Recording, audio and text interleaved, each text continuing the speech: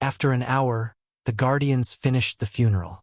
Then, they left the graveyard except for Noah, Alicia, Zanali, Tanulia, and a blue-haired youngster with a tattoo of a tiny fish on the center of his forehead. Noah hadn't seen the youngster before and was certain the youngster wasn't a guardian. So Noah wondered why he was there. He looked so young in Noah's eyes. If Noah had to guess, he would say the youngster was 27 or 28 years old. Despite the heavy downpour, the youngster remained dry and kept a calming smile on his face. After everyone left, he approached Tanulia. "I am sorry for your loss, Alpha Guardian Tanulia Valrin." The youngster had a melodious voice. It was so soft and soothing. "Thank you, and you are." Tanulia's voice trailed off as the young man smiled, showing a row of perfect white teeth. "I am Mutrad, member of House of Halder. I am here on behalf of the elders." Noah saw Tanulia's eyes open wide as though she was completely taken aback by surprise. "Your kind haven't stepped onto the land in centuries." Tanulia was shocked in return. Mutrad just smiled.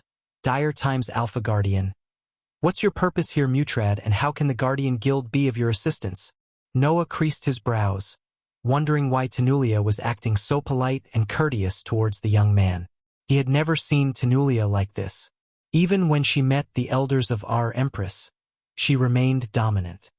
"Guardian Guild can stay away from our way, and let us take care of the Dark Lord." "What?" Tanulia was stunned. Not only Tanulia but everyone who heard Mutrad's words was both surprised and startled. Mutrad's smile was still on his face, and although he looked friendly with the smile on his face, Noah sensed the dominance in his words. "No offense, Mutrad, but your kind has no right to meddle in our affairs." Tanulia's voice became cold. "It's no longer your affair." Mutrad flicked his wrist as a golden parchment materialized in his hand. "Read Clause 88. Mutrad handed over the parchment to Tanulia. While she was eyeing the contents, Mutrad began to recite what was on Clause 88. Visit. For the best known surrounding experience, House of Halder will have any and all rights to operate in any continents under Guardian Guild if, or when they fail to protect a member of House of Halder. Noah had a bad feeling in his gut listening to Mutrad. Additionally, the House of Halder is allowed to use any and all of its resources to neutralize the threat and avenge the deceased however it sees fit. Tanulia could see each and every word on the parchment as Mutrad continued. The Guardian Guild will provide any and all assistance the House of Haldry requires. In case the House of Halder requests the Guardian Guild to remove themselves from the investigation, they must agree. Mutrad's gaze swept across everyone standing in the graveyard. He stopped reciting the contents for a moment to build silence and let his words sink into their brains. In case of Party A, the Guardian Guild failed to comply to the clause, House of Halder and 3 halls of the proud Seafolk race has all the right to wage war on Party A and use any and all resources available to them. When Mutrad finished his last words, Tanulia looked flustered. Her hands slightly trembled.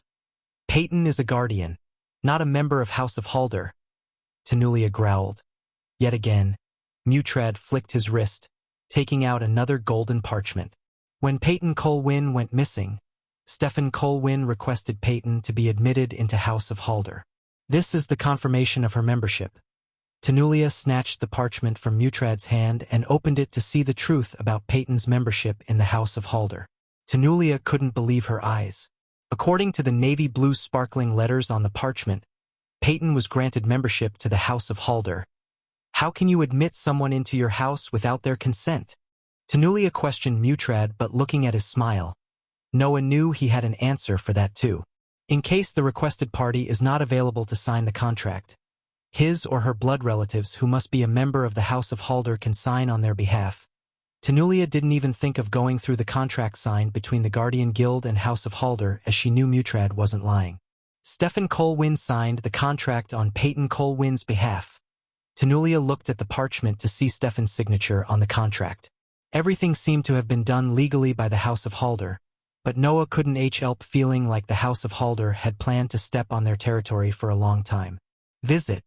For the best known surrounding experience, it seemed to Noah that the House of Halder was using Peyton's death as an excuse to spread their influence throughout the land.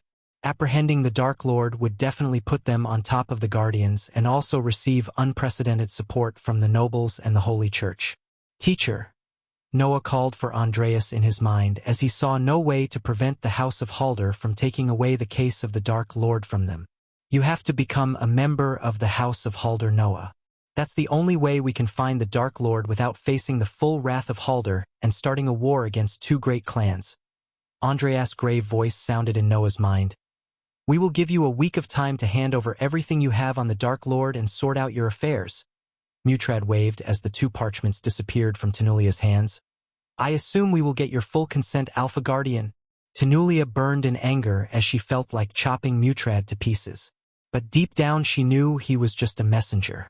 The last thing she needed was to cause a war between the Guardian Guild and the House of Halder. Hence, she had no way but to accept their terms. Yes, you will, Tenulia nodded. Wonderful. Mutrad clapped his hands together excitedly before ascending to the sky. But unfortunately, the Guardians could only stare at Mutrad disappear into the dark clouds in a few moments. When he finally disappeared from their sight, Noah turned his gaze to Tenulia. He didn't utter any words, but Tenulia could see the disappointment in his eyes. You think it's my fault? Tenulia asked, looking at Noah's expressionless face. Noah remained silent. We can't let them bully us. Peyton is a guardian. I don't care what they say. Zanali stomped the ground like a kid throwing a temper tantrum. Still, Noah remained silent. His silence irked Tenulia more than anything. After all, she couldn't bear the thought of disappointing the future Supreme Guardian. Noah! Zanali turned her bloodshot eyes at Noah. Say something. What's your plan? Why bother? Noah snickered. The latest _AP_SODIs are on a website. I am not the one running the show here. We should follow our Alpha Guardian's lead. Noah was so disappointed in both Zanali and Tenulia to the point he didn't even want to talk to them. He might be the god of light, but even he had his limits.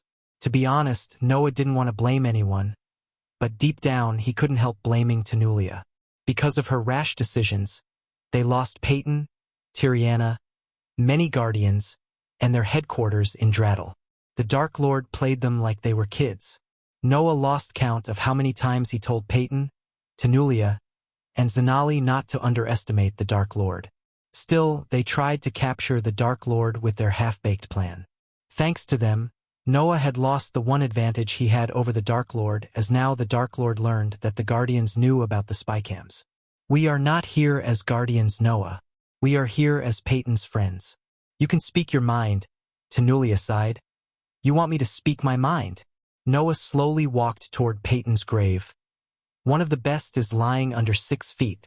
The gravediggers are digging 50+ graves out there as we speak. The House of Halder is pushing us aside. And last but not least, the Dark Lord learned that we know about the spiders in your ship. So next time, he will come up with a new way to spy on us and we won't have a clue. Zanali saw Noah losing his calmness for the first time. Suddenly, Noah slapped himself on the forehead. Pardon my mistake. There won't be a next time. Because we are not the one dealing with the Dark Lord anymore. Although Noah didn't raise his voice, his anger was apparent to everyone. Tenulia was speechless as Noah took a deep breath and brushed Peyton's headstone gently. Meanwhile, Tenulia was shivering inside what Noah might do if he knew that Sabrina was taken hostage by the vampires, and it was a part of her plan to get the key first. Only Kat knew about Sabrina's whereabouts except for Tenulia. But she had no idea Kat was coming to her bearing serious bad news about Sabrina. After his outburst, Noah felt kinda bad. So he turned his gaze back to Tenulia, but when he saw Tenulia's silence and the deep concern within her eyes, he frowned. Do you have something to share, Alpha Guardian? Tenulia was too concerned about Sabrina's in-moment in her plan as she didn't even hear Noah calling her. Alpha Guardian? Noah slightly raised his voice, and finally, Tenulia SNA ped back to reality. What? Go on. Tenulia mumbled, having no idea what Noah just said. Why do I feel like you're hiding something, Alpha Guardian? Noah asked. On the other hand, Alicia too felt the same just as Noah. Visit. For a better user experience, don't waste time talking to these idiots, Noah. Let's get out of here. We have more important things to do. Andreas snickered. You don't know everything, Noah. Tenulia coldly cut off Noah so he wouldn't ask any more questions. At that moment, Tanulia could only pray that Sabrina would lead them to the key and come out alive. Otherwise, she may have to pay with her own life. Meanwhile, Michael was walking along the walls of the dungeon with Sabrina. He was certain that he would meet the lion with wings and the youngster who carried a sword and a battle axe. Don! Michael recalled the name echoed through the walls a few moments ago. The demonic voice never sounded so pissed off as when it shouted the name. According to Hunter, the last universe was the most dangerous one he had visited. Something told Michael that the journey was coming to an end. Thanks to Hunter, who wiped out the skinless creatures and the most powerful beings who guarded the Shadow Realm, Michael never faced any life-threatening battles. Michael was both grateful towards Hunter and furious at him for clearing the Shadow Realm. He could have earned hundreds of thousands of badass points by killing the skinless creatures. The question that currently drilled his head was whether the people of the next universe would see him or not. He had to plan for both scenarios. If size mattered, suddenly while they were walking forward, Michael heard an alluringly magnetic voice reverberate in the area. Elephant would be the king of the jungle? Did you hear that? Sabrina asked as Michael nodded. What are these voices? Where are they coming from? Sabrina looked around her surroundings pretty confused. No idea? Michael lied instead of revealing the truth that these voices are coming from other universes through the cracks in Shadow Realm walls. A king isn't born. He is made. Another voice echoed through the maze. Unlike the previous voice, the latest one had a bit of a thick animalistic tone to it. After hearing the voice, Michael's brain automatically thought of the lion he saw on the wall. On the one hand, they heard the voice, and on the other hand, they looked around for the beast. While cautious looking around, the two of them continued their journey. Michael saw no beast nearby. Instead, he saw a silhouette of a lion with wings in the sky for a second. I will rather be a lonely lion than a popular sheep. Michael could swear he saw the lion talking before disappearing from his sight. This time, Sabrina didn't seem to hear the voice as she walked beside him without turning her head. I don't think the beast ran away. Instead, she talked about the beast Michael had wounded before. Michael nodded as he too shared the same thought. If his gut feeling was right, the beast would be waiting with a trap. Better to reign in hell than serve in heaven. Michael heard the first voice again. Visit. For the best experience, he quickly looked at the sky, expecting a silhouette, only to see nothing but dark sky. My life, every day. Every minute, every second has been chiseled by me.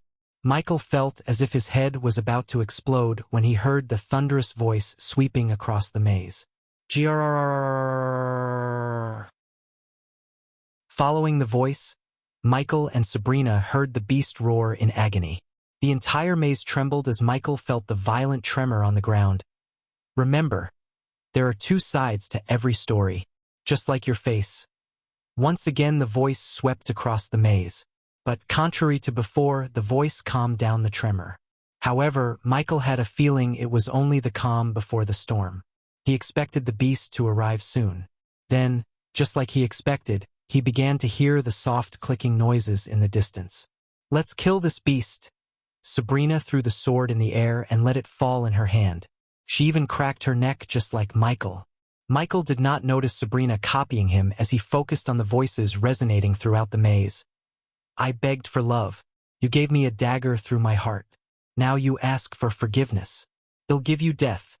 After these words resonated, Michael saw a silhouette of a man wearing dark clothes in the sky above him. He wore dark armor and covered his head with a cloak. The man was about to turn around and show his face when Michael noticed a glare in the distance. Michael's instincts screamed at him to dash away. Boom! Fortunately, Michael reacted in time to dash away. Otherwise, he would have exploded into pieces. When he turned around to see where the explosion was happening, he noticed a meter-wide crate on the ground a few meters away from him. In a blink of an eye, another glare appeared in the distance. Before dashing away, Michael looked up at the sky to see the silhouette slowly fading away. Michi was kinda disappointed that he couldn't see the face of the young man, and Dee got annoyed by the beast firing fireballs at him from a distance. I had enough of this. Michael growled as he paced up forward with the clear intention to brutally murder the beast.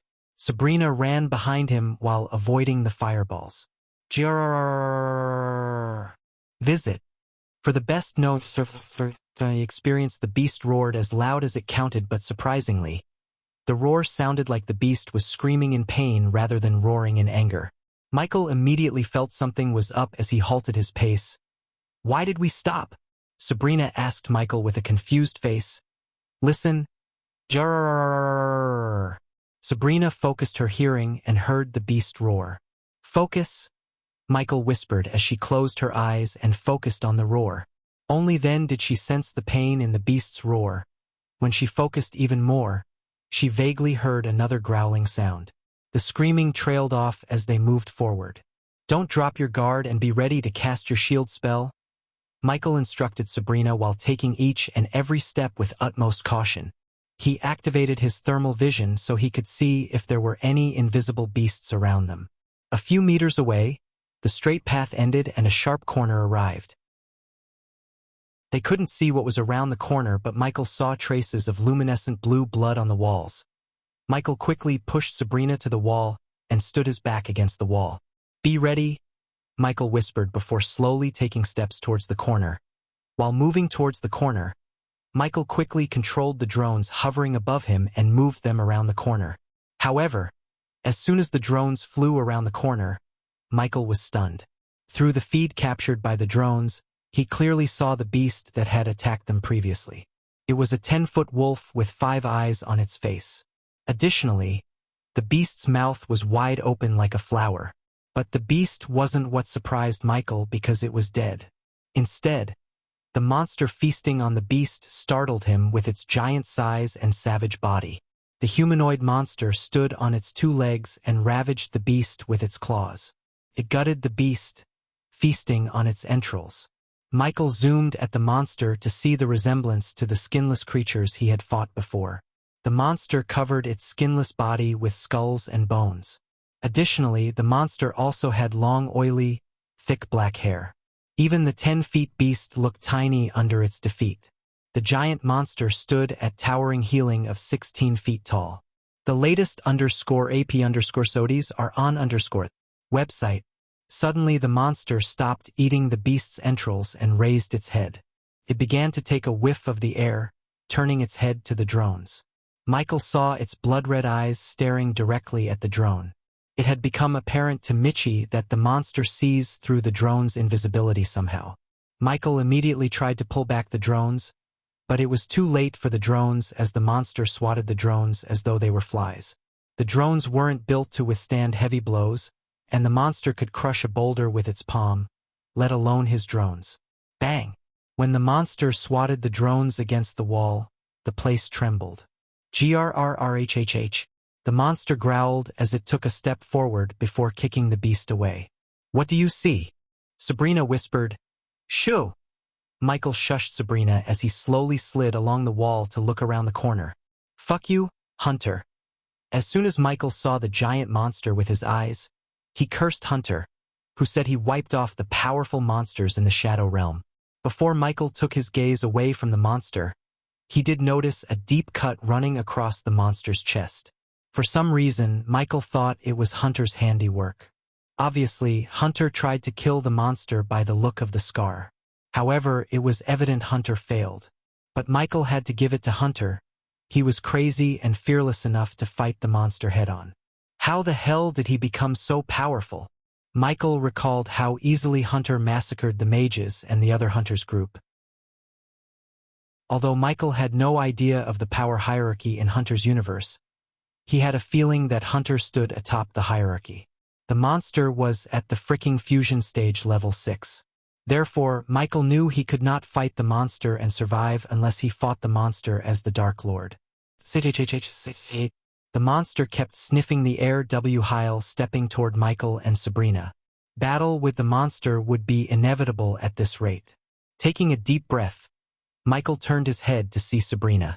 He prepared himself to inject Sabrina with the knockout serum using a spider and then go full Dark Lord. However, he was just about to take out a spider when he suddenly noticed the wall directly opposite him crack. Visit. For a better user experience before Michael felt a powerful force from the crack sucking his soul into another universe. He heard the young man's voice again. If they stand behind you, protect them. If they stand beside you, respect them. If they stand against you, destroy them. Soaring through the darkness towards the light, Michael heard the monster's shriek behind him. Michael looked over his shoulder to only a blur behind. At that same time, a farm field was littered with destruction, blood, and shells. Red, pink, and blue were the new colors of what was once a stunning farm field, which had now become the stage of a disastrous fight. The air, which would typically carry the delicate scents of flowers and fruits, was now thick with the scent of death and decay, enough to destroy whatever courage was left in the survivors. The dead soldiers were abundant and lay in heaps around the farm field. The remaining soldiers shivered to take a step forward, frantically looking at the sky as if they were expecting something. The remaining soldiers lost all their courage to fight. Many had already succumbed to hysteria and could no longer move, let alone defend themselves. In contrast, others could only think of home and what they had left behind. The toll on both nature and humanity was devastating. It would likely take decades before this farm field will have recovered. The broken siege engines, rubble, and blood had taken the place of flowers, shrubs, and bushes. Some of the soldiers, frantically looking at the sky for breakfast, noticed a black dot suddenly appear in the cloudy sky above. Though soon, the black dot grew in size to the point they all realized that it wasn't a black dot but a man falling from the sky. When they saw the man's black robes, they immediately dropped their weapons and fell to the ground. Run! Some of the soldiers completely lost their minds. Michael was trying to balance himself in the sky and shouting at the system. Unlike before, when he traveled to Etheria and Hunter's universe, Michael was pulled into the current universe with his body. In other words, he was not in his soul form. Michael felt no arch energy or celestial energy around him. Hence, he couldn't stop free-falling and start flying. Fortunately, Michael saw a broken trebuchet in the battle. "Fuck you, system." Michael cursed the system as he flapped his arms like a bird to change his trajectory towards the trebuchet. He was falling from such a height that the wind brushing against his face hurt his skin. If he didn't stop free-falling, Michael doubted one could scrape his body from the ground completely after he became a human omelet. Fortunately, Michael still wore the Mark III grappling hook around his wrist. So when he was approximately 50 meters away from the trebuchet, Michael reached for the trebuchet, aimed at its top, and fired the grappling hook. Thud! The grappling hook soared through the air and coiled around the top. Kachak! Due to his speed being suddenly stopped by the grappling hook attached to his arm, the backlash force dislocated Michael's shoulder. He growled in sharp pain. He gritted his teeth and released the hook. Grhh. Finally, Michael hit the ground, holding his shoulder. Thanks to his quick thinking and the trebuchet, Michael survived the fall with only a dislocated shoulder. Could have been worse? Michael looked around his unfamiliar surroundings. But unfortunately, his vision was still blurry because of the pain and dizziness of traveling through the shadow realm to another realm. As soon as his vision cleared, he cautiously noticed the blue armored soldiers surrounding him. The latest _AP_SODIES are on _website. It's not him. Who the fuck is he? Where did he come from? Let's capture him before the White Death appears. The soldiers slowly stepped toward Michael, tightly clenching their weapons. Whoa! Guys, slow down. Michael stepped backward, holding his shoulder. He was startled by how powerful these soldiers were. Each of them could fight a soul-refining stage level 5 warrior from Michael's universe. At least 60 soldiers were surrounding him. Despite his shock, Michael kept a calm face. System, it's not the right time to go silence, Michael growled in his mind. However, no matter how many times he summoned the system in his mind, it didn't respond to him. Look at the way he's dressed. All black. What if he's related to him? Michael saw a soldier stutter. Exactly. If he's related to him, we can take him hostage and bring him to His Majesty. Guys, don't do anything you will regret in the future. Michael calmly warned the soldiers as they quickly took a step back from him. Whoosh! As they were reluctantly staring at Michael, whether they should approach him or not. Michael saw two warships soaring through the sky from north and south. The warships were no different than the frigates in Michael's universe, except these two ships were flying in the sky. "The ships are here!" Suddenly, the soldiers screamed in joy as Michael noticed several of them cry out loud. Most of them dashed away from Michael, shooting towards the ship from the ground like rockets. Meanwhile, some soldiers still stared at Michael without moving an inch. "What are you waiting for? Come!" Some soldiers shouted at those surrounding Michael. They cared for their lives more than capturing Michael. After all, they came with 1,000 strong, and only 50 or 60 of them survived the onslaught. The White Death single-handedly wiped out the majority of them. White Death would have killed all 1,000 if it weren't for their mage. "I'm catching this guy and avenging my brothers." "Slow down, guys." Michael squeezed his shoulder, preparing himself to fix his shoulder as he saw no way out without fighting. The soldiers who landed on the airships quickly threw out ropes for those who couldn't fly to climb up. Then, the ships hovered in the sky, waiting to pick up the survivors. Visit. For the best known serenity experience, let's go. One soldier shouted at another one. "Let's get the fuck out of here before they come." "No, these ships are built to last against them. They can't destroy them." Michael had zero clues about what they were talking about. However, one thing was sure, those who slaughtered the soldiers can't damage the ships. At least that is what Michael heard from the soldiers. However, the sound of thunderclaps suddenly swept through the area as the sky grew darker and darker. The wind howled like a wolf as flashes of lightning flashed across their eyes. "Shit, shit, shit. He's here." The soldiers who tried to capture Michael courageously lost their willpower completely. Boom! When another thunderclap reverberated throughout the battlefield, they dropped the swords and spears in their hands. Michael looked above to see clouds dark as his robes were gathering in the sky. Their surroundings turned ominous darker, with lightning flashing across the area. Boom! Suddenly, when the soldiers were about to turn around and run, a thick dark bolt of lightning hit the ground between the two ships. Everyone, including Michael, couldn't help closing their eyes due to the bright flash. When they opened their eyes, Michael saw the young man adorned in dashing black armor, covering his head with a cloak, standing at the place where the lightning bolt hit. Without a doubt, Michael knew he was the same young man he saw in the engravings and in the sky as a silhouette in the Shadow Realm. "It's him! God! No, no, no, no, no!" The soldiers were thrown into pure chaos when he appeared, and the soldiers surrounded him just collapsed to the ground in utter fear. Whoosh! The moment the soldiers atop the ships saw him, they screamed as the two ships began to move. After that, they did not bother to wait for the soldiers on the ground anymore. However, the black-robed young man grabbed the ropes with each hand. The latest _AP_SODIes are on website. The ships trembled as they slowly moved away on opposite sides while the young man coiled the ropes around his fist and began to pull them closer. Seeing the scene, Michael raised his brows. Kachak! Since the soldiers were focused on the man, Michael gritted his teeth and jerked his shoulder, fixing his dislocated shoulder, which released a sickening crushing sound before setting in right. After setting his shoulder, Michael grabbed a soldier by his collar and picked him up from the ground. "Who is he?" Michael shook the terrified soldier. Do, Don," the soldier stuttered. "So he is Don." Michael let the shoulder go as he turned his gaze back at Don. When he was in the Shadow Realm, the demonic voice screamed the name Don. The thunderclouds rumbled as Don pulled the ropes closer and closer. Michael's muscles ached just by seeing Don pulling two ships together with his raw strength. Don's arms trembled as he moved his head upwards. Only then did the cloak covering his head slide down, revealing his face to Michael. Don is the MC of Rise of the Legendary Emperor. His raven-black hair was just long enough to touch his lower neck and fluttered in the wind. He had a stubble beard a few inches thicker than Michael's, and despite the monstrous task he was performing, his face showed no signs of pain.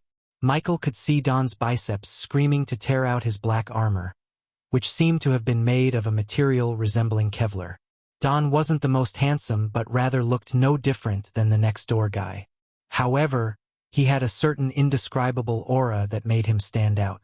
Inch by inch, Don pulled the two ships together while the soldiers atop the ships tried to cut off the ropes. At least that's what the soldiers tried to do before Don yanked the ropes, shaking two ships. "You!" Michael finally heard Don speak, and his voice sounded more dominant and hard as steel than it did in the Shadow Realm. "R." Don pulled the ships closer. "Going!" Michael noticed the ships getting closer to each other inch by inch, as well as the smoke coming through the ships. Nowhere. The latest _AP_SODIs are on website. Boom. Finally, the ships gave off as they suddenly clashed with each other and exploded into pieces. The explosion lit the gloomy farm field like a mini sun, and the explosion force swept across the field, blasting away the corpses, the broken siege machines, and everything on the ground. The exploded ships fell to the ground only to create another mushroom cloud explosion. Michael was blasted away by the force, and he landed on the mud after flying for at least 10 meters like a kite without an anchor in the storm. "Gore!" Michael growled, feeling the aching pain in every single part of his body. He injected himself with the healing potion, but it did not heal his body at all. "I hate this place." Now Michael realized why Hunter said this universe was the most dangerous one of them all. Being in this universe with his body made him vulnerable. Only if he had access to arch energy or celestial energy, he might have hated the place less. After picking himself from the ground, Michael leaned on the broken trebuchet beside him and took some deep breaths. Boom! Once again, a thunderous explosion swept across the area, but fortunately, it produced less force than before. Still, the blast happened where Don was standing.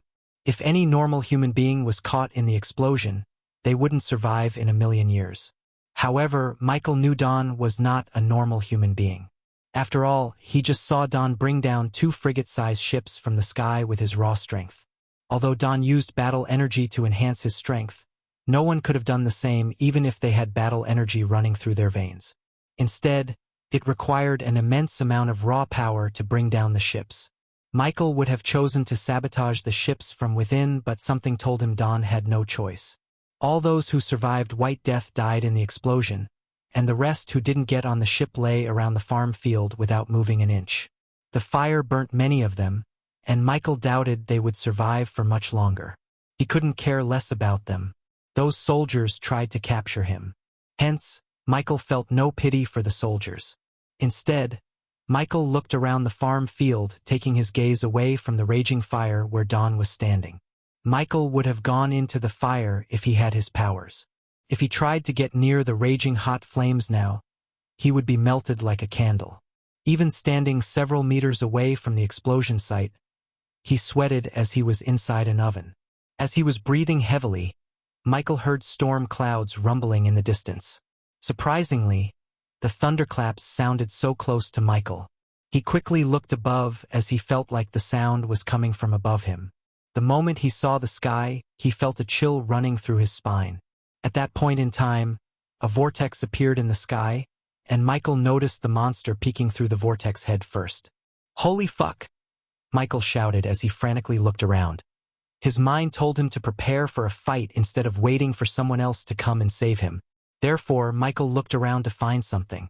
Since he lost the arch energy, it was doubtful the monster would still possess any arch energy to fight. The only advantage the monster had over him was its superior size. If he could repair the broken trebuchet beside him, he could fight it without using spells. While limping towards the trebuchet's broken pulley system, Michael wondered how the hell the monster could travel from the Shadow Realm to here. Visit. For the best no-underserved experience, to be honest, Michael thought only he could travel between realms. But he was proven wrong when the monster crawled through the vortex in the sky. The monster's head was out and it was squeezing the rest of its body through the vortex. Grrrr. While it was squeezing through, the monster noticed Michael with its big eyes. As a result, the monster screamed with pure hatred and anger. "What the hell did I ever do to you?" Michael showed the monster his middle finger and picked up a few broken planks as well as some metal pieces from the ground. Grrrr. The monster screamed as loud as it could, and its roar sounded louder than the thunder claps themselves.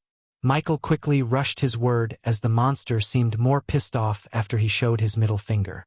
"System, you fuck. Where are you?" He tried to summon the system, but once again, he received no response from the system. The last time the system went offline was when it screamed something about omegas. So Michi wondered if the system's unresponsiveness was related to the omegas. Michael didn't completely blame the system as he knew the system wouldn't go offline suddenly without reason. Still, he was pissed at the monster coming to kill him, and he had no one to blame. Inch by inch, the monster crawled out of the vortex. But suddenly, the monster screamed as it dashed out of the vortex, finally coming out. The monster began to fall from the sky. Michael wished the monster would break its legs or die when it hit the ground. However, the monster's superior size would save it from dying instantly. Besides, unlike Michael, the monster was falling from a lower height. Michael rushed to fix the trebuchet. The only thing that could save him from the monster was the trebuchet. Deep down he hoped Dawn would come out of the fire, yet when Michael looked over his shoulder, he saw no one walking out of the fire. Boom! Finally, the monster landed on the ground, creating a large crater-like meteor. Michael started at the crater without batting an eye. After the vortex disappeared from the sky, he heard no sound except the whistling wind and thunder rumbling. However, soon Michael saw the monster's hand as the monster climbed out from the crate. The monster was 16 feet tall and several feet wide. Michael looked small compared to the monster, and even the trebuchets looked tiny. Grrh. The monster growled as its gaze swept across the battlefield until its gaze stopped at Michael. Then, locking its eyes with Michael, the monster exhaled, letting a puff of smoke out of its nostrils. Visit. For a better user experience, the monster slowly lifted his hand, pointing its finger at Michael. "Damn it! What did I do?" Michael cursed his luck. "I need fire."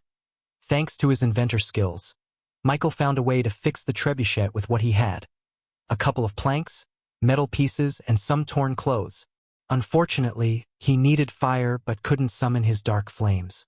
Meanwhile, the monster began to walk towards its target, growling. Each step of the monster caused a tremor and produced ominous pounding sounds. Michael frantically looked around to find a flame, but there was only one fire source on the battlefield, the place where Dawn brought 2 ships down. Well, fuck it.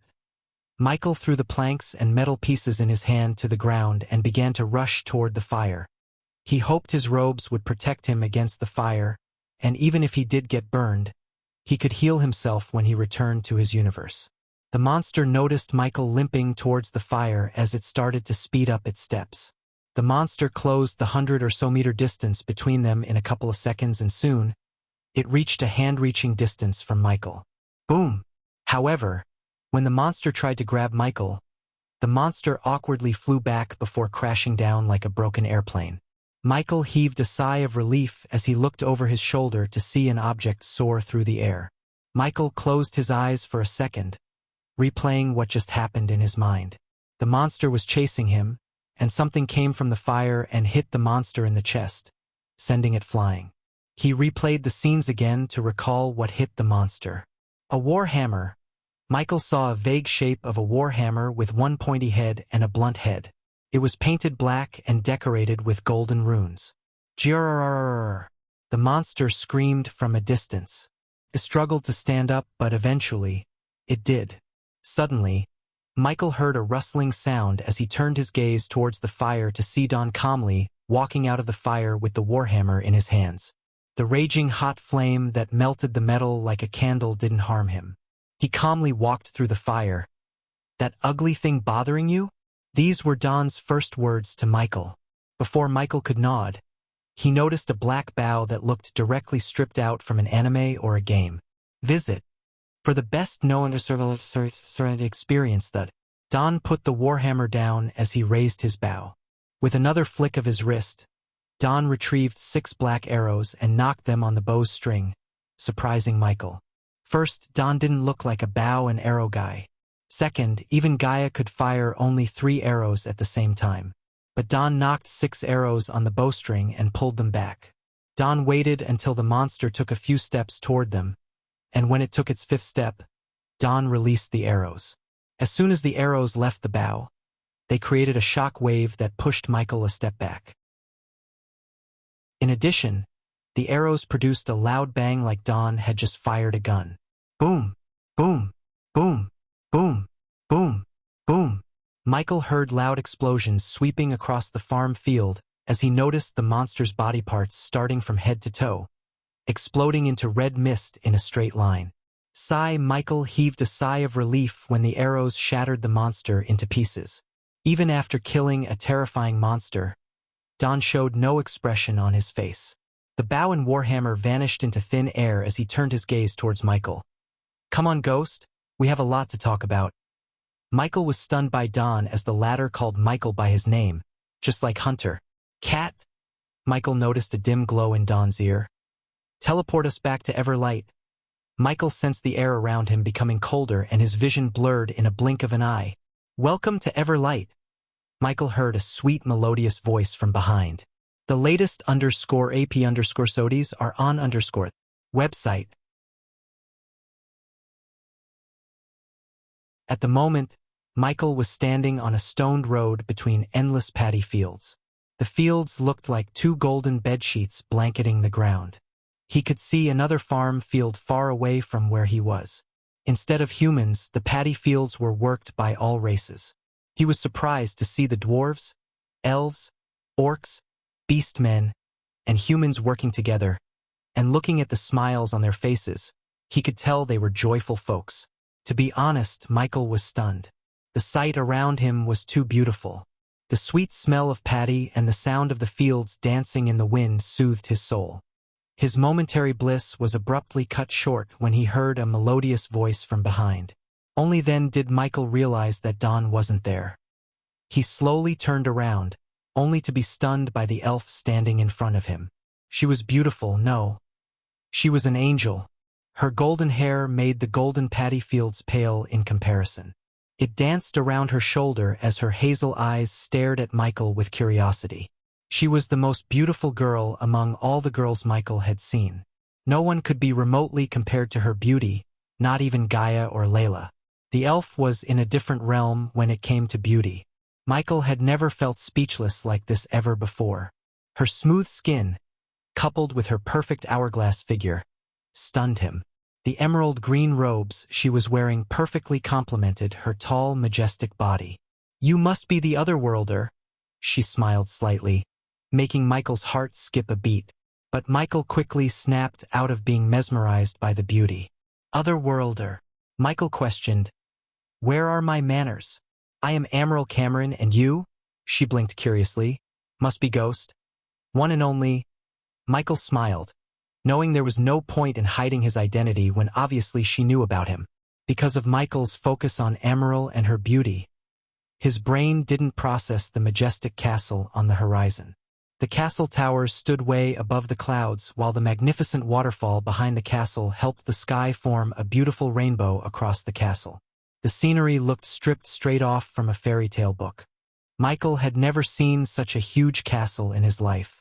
Countless round towers formed a protective barrier all around the castle, and they were all connected by lower, chunky walls made of gray stone.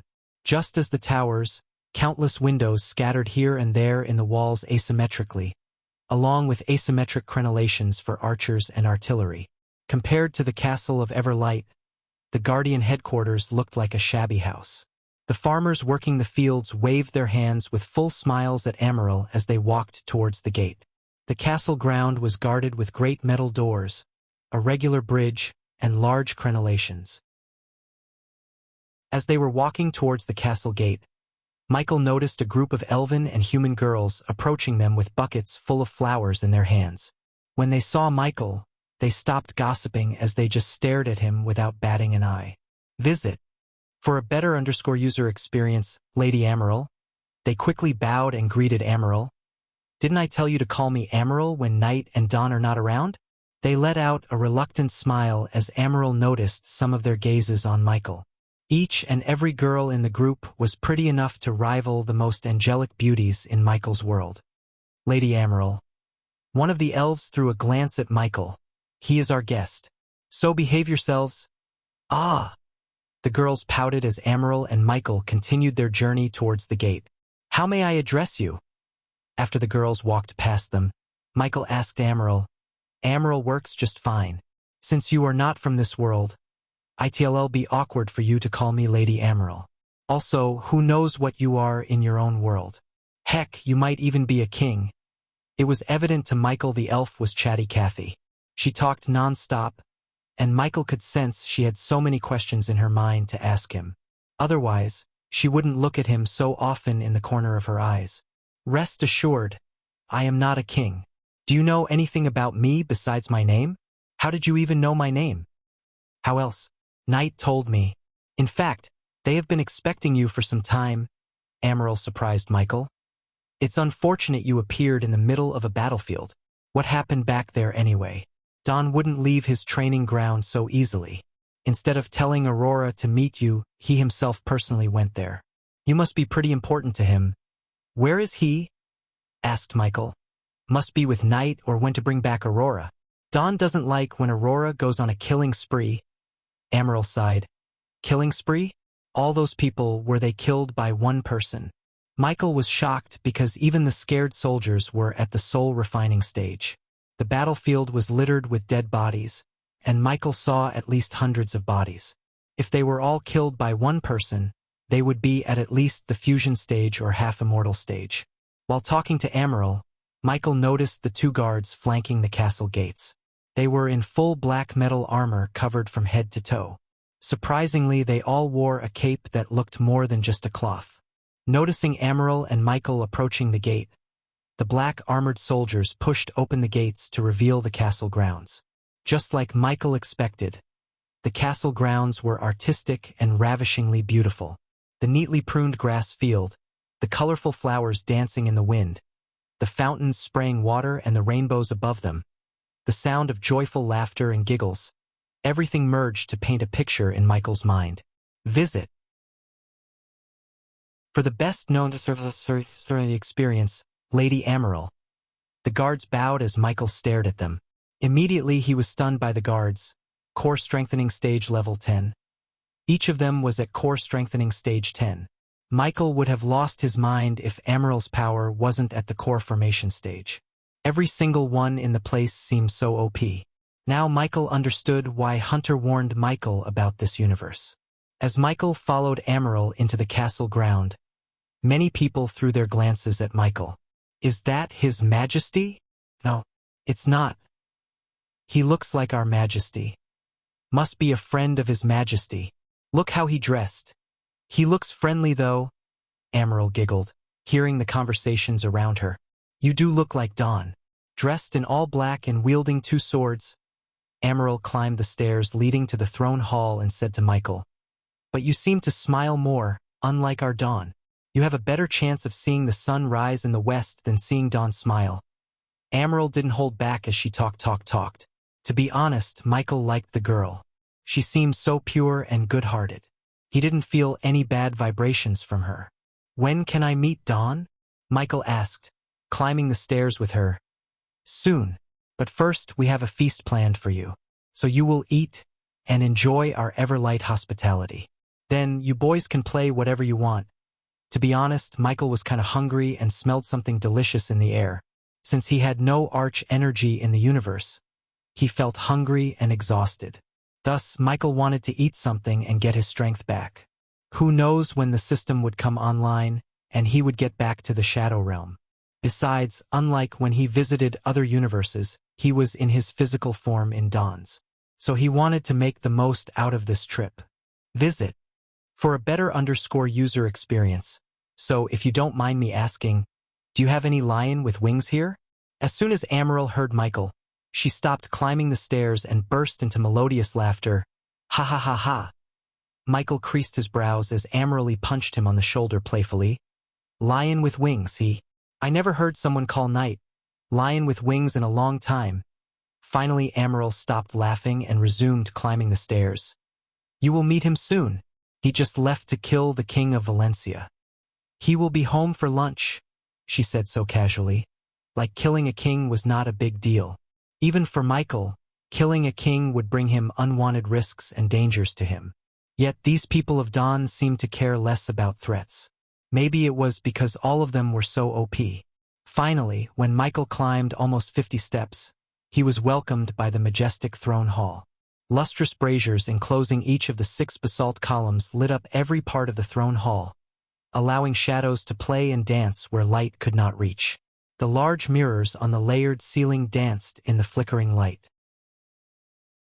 At the same time, statues of dawn and night looked down upon the gray wood floor of this extravagant hall.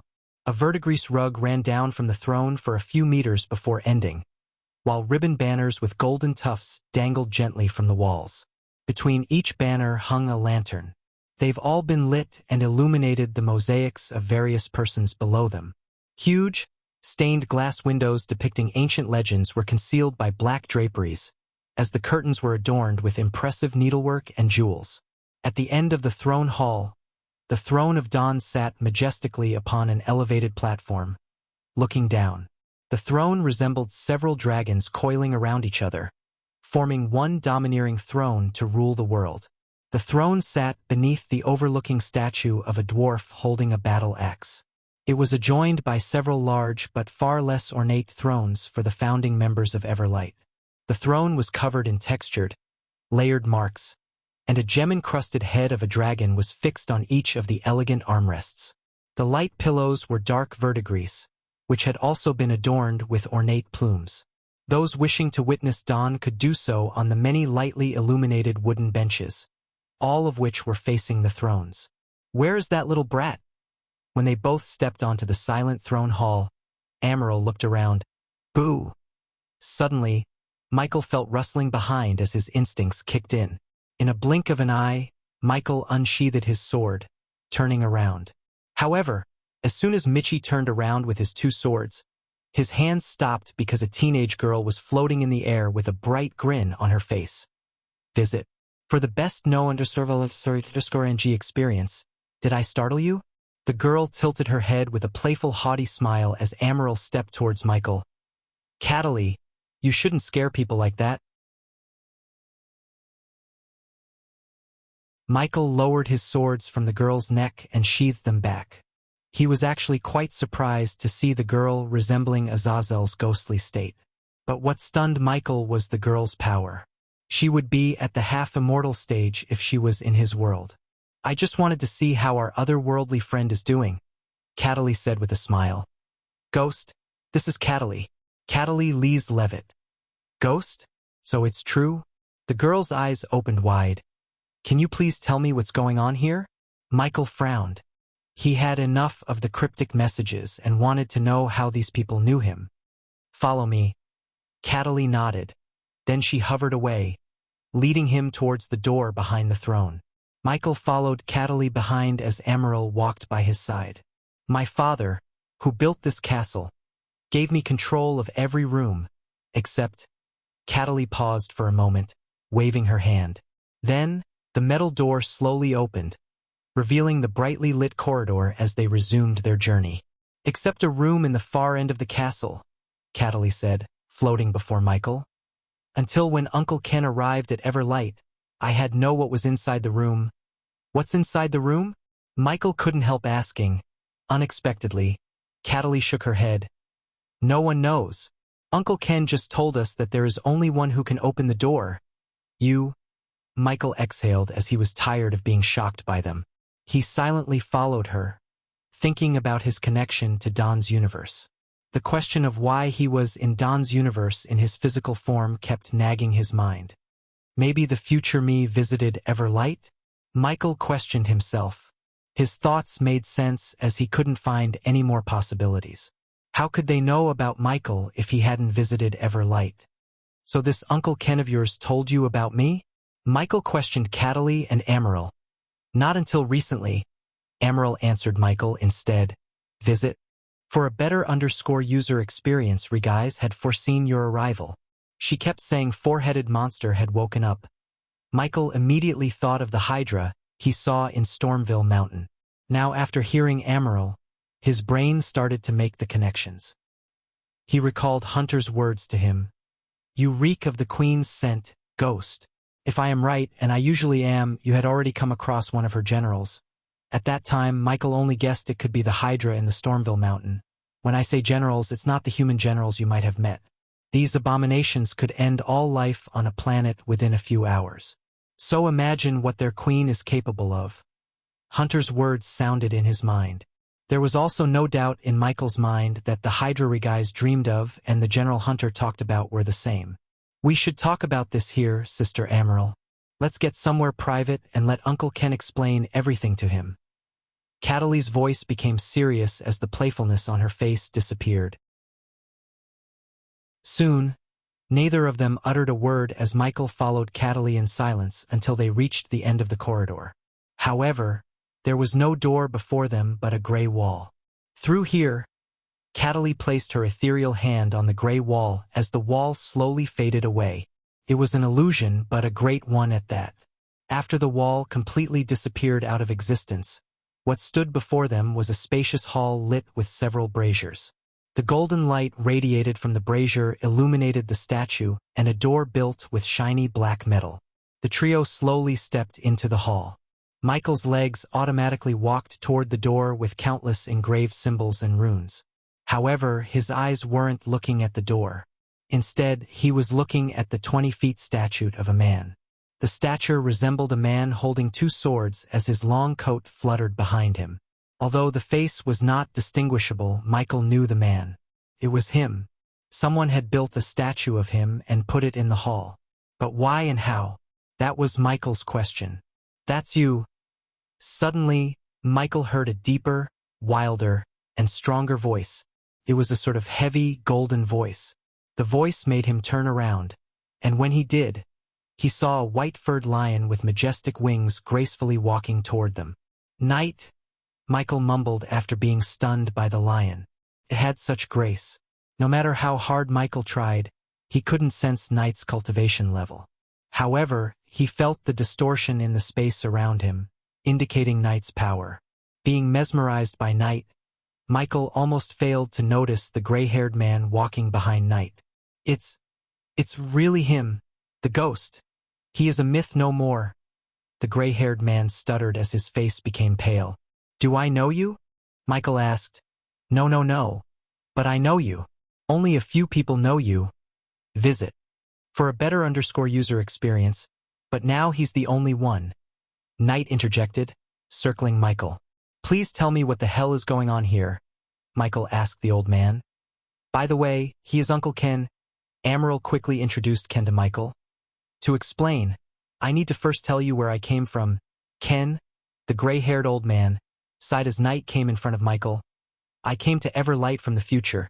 So everything I know and am about to tell you has happened in the future, and that future has become our past." Michael listened to the old man without batting an eye or uttering a word. In the future or the time I came from had mentions about an otherworlder who visited Everlight in dire times. There wasn't much about this otherworlder except his name Ghost. According to the ancient scripts, Ghost helped Everlight and fought beside His Majesty Don's descendants. But only a few knew his origins. In return for his help, His Majesty's descendants and the Founder's descendants built this room. Michael looked around the room. His heartbeat raised while he tried to wrap his mind around what Ken said. There was no mention of why Ghost helped or what he received in return. However, I believe this room contains more about your visit to Everlight in the future. As he said, Ken took a couple of steps and touched the metal door. Before I traveled to this timeline from mine, we faced something that threatened all of our existence. At that time, we were desperate. We tried to open this door as we believed if we could somehow summon the legendary ghost, we could survive. But we failed. When Ken looked at Michael, he could see the pain in Ken's eyes. Only you can open this door, Lord Ghost. Whatever you're looking for, it's in there. Under their curious gazes filled with excitement and anticipation, Michael stepped towards the door, placed his hand, and expected something to happen. As soon as he touched the door, Mitchie felt electricity running through his spine, followed by acute pain in his brain. System back online. Michael heard the system's sound and felt a tremendous pressure lifted from his shoulder. He wanted to question the system, But before he could talk to the system, the door produced a creaking noise, slowly opening. Everyone took a step back as the door opened inch by inch. They all waited for the door to completely open, revealing what the room had been hiding for centuries. Finally, the door wholly opened, and they all saw an empty room with a shield and a golden parchment inside a glass box. Michael was surprised because he had imagined a shield in his mind, and the shield inside the glass box looked just like the one he had imagined. It was black, round, and had a crimson-red skull in the center. There was nothing besides the glass box in the center of the room. Michael did not wait for them but walked towards the glass box.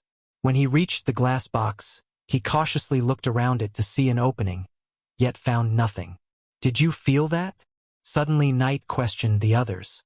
Michael looked over his shoulder to see everyone looking confused. Visit. For a better user experience, I can't feel any energy. Even Knight wasn't spared from the phenomenon. Finally, Michael turned around and sensed no power coming from them. None at all. At that point in time, everyone became powerless. The void spell. Michael immediately recognized the phenomenon as the work of a void spell. "You know about this, don't you?" Instead of panicking, Knight remained calm. Michael nodded, but after nodding, he turned around to look at the shield. "I have a feeling we should read that parchment," Michael said. "Catelli, open that box." Amaryl frowned as Catelli waved her hand. I can't." Catelli shook her head. After seeing Catelli shaking her head, Amaryl rushed at the glass box and tried to lift it, except she couldn't even move the glass box an inch. "Let me try." Michael placed his palm on the glass box. Boom! Shockingly, Mitchie punched the glass box. Just hearing the sound of his fist hitting the glass box pained Amaryl's hand. But he beat again and again as the glass box started to crack. "Shit! You're bleeding?" Amaryl noticed the blood on his palm but did not slow down. His persistence surprised Knight, and he watched Ghost break the glass box with his hands without giving a damn about the blood. Cling! Finally, after withstanding hundreds of punches, the glass box shattered, and so did Michael's knuckles. Still, Michael ignored the pain, reaching out for the shield with his broken hands. Ding! Congratulations to the host for acquiring a legendary class item, the Ghost Shield. The host's darkness manipulation has increased to 25%. As soon as Michael grabbed the shield, he heard the system notifications in his mind. Does the host wish to convert life energy into arch energy? The conversion will cost the host 50,000 badass points. After conversion, the host will be able to use cultivation power for a week. About time system. The latest _AP_SODIes are on their website. Amaryl and everyone in the room were stunned when they saw Michael turn around with a grin on his face. Of course, no one with broken arms would grin except him. "You're bleeding. Wait here." Amaryl quickly ran outside the hall to access her space ring. Meanwhile, Michael's blood dripped to the ground droplet by droplet through his broken knuckles. Knight could even see some broken bones sticking out of his fist. Still, Michael grasped the shield tightly. "I didn't think this room had a void array." Knight creased his brows after hearing Michael's calm words. "You're familiar with the void effect?" asked Knight. Michael nodded and signaled Ken to grab the parchment upon the red cloth. "Then tell me, Ghost?" Knight began to circle Michael, and every step Knight took had the king's grace. "Have you ever met the cannibals?" Seeing the frown on Michael's face, Knight rephrased his question. "Have you ever met skinless, ugly as fuck creatures?" "Met them, killed them, burnt them," Michael said indifferently. "They use these arrays to make the atmosphere void of any energies." "Not only them," Michael interjected Knight. "From where I come from, there is a dormant hydra. An entire continent has been void of any energy because of that hydra. And I have a feeling you know who might be the boss of that hydra." Knight stopped circling as Amaryl entered the room again with a blood-red potion in her hand. "Here, gulp this down." "It won't work." Michael and Knight said the same thing at the same time. "What?" Since Amaryl wasn't very familiar with void arrays and their effects, she looked at Michael and Knight, creasing her brows. "My lord?" Ken took a step forward and handed over the parchment to Michael. but he couldn't lift his hand to take the parchment. Conversion has been completed. Does the host wish to nullify the void erase effects on yourself? It would cost the host 30,000 badass points. Yes, following his acceptance. Michael felt an acute pain all over his pain. However, the pain soon began to lessen as Michael felt his power returning to him. Grrrmm. Michael cracked his neck and shoulder as Knight noticed his bloody fist slowly healing back to its previous state. Visit. For the best known to survive experience, you're immune? Knight was surprised. Ding! Congratulations to the host for successfully being a badass. The reward is 10,000 badass points. Ding! Congratulations to the host for successfully being a badass. The reward is 15,000 badass points. Ding! Congratulations to the host for successfully being a badass. The reward is 12,000 badass points. Michael immediately earned back his 30,000 badass points by impressing everyone in the hall. Ken had read about the legendary ghost, the Otherworlder, and his power, but only now had he seen it with his eyes. He broke the void array like it was nothing. The Hydra in my world and the one that appeared in Regis' dream might be the same. A general of the Queen. As soon as Knight heard Michael's last words, his heart skipped a beat. The others' faces turned pale in an instant. So you're all familiar with the Queen? Michael's gaze swept across the room as Knight sighed. More than we want to. What's in that parchment? Knight looked at the parchment in Ken's hands. Now that APD had healed Michael's hands, he took the parchment from Ken's hand. Ghost, if you're reading this, it means you have arrived at Dawn's universe. So do yourself a favor by helping them. We need allies to fight the enemies we will face in the future. So make them yourself an ally to Dawn and Knight. Michael read what was written on the parchment in his mind. Could it be Michael? Did I write myself a letter? Makes sense. After reading the letter, Michael's mood improved. It's slowly becoming apparent to Michael that his future self was an OP god. Michael felt glad that he was on the right track to becoming stronger. If he hadn't taken the risk of coming to meet Sabrina, he wouldn't have traveled across universes, meeting new people and getting more information about him and his enemies. Knight! Before Knight could get his answer from Michael, Cataly interjected. We better go see this. Cataly's voice was grave. Knight slowly turned his gaze towards Cataly. It's important. Cataly frowned, and seeing her grave reaction, Knight raised his brows. Come with us? Knight said to Michael. Instead of following him behind, Michael wanted to inspect his new shield and the room for a few more moments. However, he was teleported away from the room by Cataly in a blink of an eye. After being teleported by Cataly, Michael's vision turned blurry. The effect lasted a few seconds until his vision finally cleared. As soon as he could see everything clearly, he noticed an elf lying in a bed, all bloody and injured. It seemed to Michael that someone hacked and slashed the elf. There was no black armor covering the elf, so Michael could even see the cuts on his body and even a little bit of his insides. Koter! Amaryl shouted as she dashed at the elf. Visit! For a better user experience, Michael patiently looked around the infirmary to see countless comfy beds in neat lines and several men and women running around the hall carrying trays, probably with healing potions and medications. Amaryl immediately forced a healing potion down Koter's throat, but unlike she expected, the potion did not heal him. We are losing him, Lady Amaryl. He was cut by the corroded blade. Knight came beside Koter and stared at the cuts on his body. No healing potion can save him. Keep giving him life energy using the apex and put him with the others. Although Knight was burning in anger, he did not show it in his voice. Only Michael and Cataly noticed the anger in his eyes. What's this? Knight raised his paw and pulled something out of Koter's pocket. General Knight. After sensing the air around the get chillier, Ken reluctantly called Knight. They have Yuki? Michael had no idea who Yuki was or what she was to them. However, by looking at their shocked reactions, Michael understood she was someone important to Everlight. What? Amaryl shouted. The cannibals have Yuki. Amaryl's rosy face instantly lost its color and became pale. She shivered as her eyes watered. No, we have to save her. We must. Amaryl's tears gushed out of her eyes. She couldn't even imagine what the cannibals would do to Yuki if they didn't save her. They want Dawn to come to the withered forest. Alone?